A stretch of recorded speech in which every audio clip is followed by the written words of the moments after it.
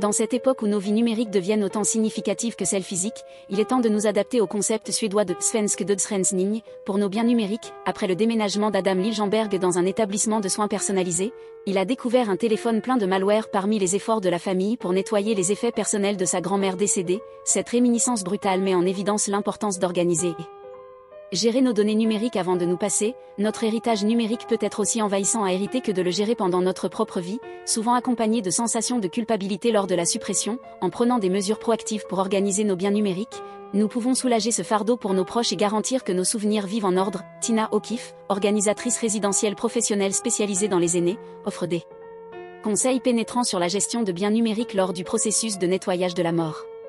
C'est différent pour tout le monde, elle remarque, en recommandant à chaque individu d'évaluer ses propres besoins et préférences lorsqu'il s'agit de conserver ses souvenirs numériques. Par exemple, un client d'elle qui avait affaire à une maladie terminale avait soigneusement sauvegardé des photos, lettres et souvenirs de son premier mariage. Elle voulait s'assurer que ces objets personnels ne tomberaient pas par hasard dans les mains de son second époux, tout en nous occupant à notre propre nettoyage numérique de la mort. N'est pas oublier que c'est jamais trop tôt pour commencer à organiser et à conserver nos vies numériques pour le bien de ceux qui nous suivront. Rejoignez-nous dans la suite de notre conversation sur l'importance du management de l'héritage numérique. N'est pas oublier de vous abonner et partager vos pensées avec nous, votre input influencera nos discussions futures.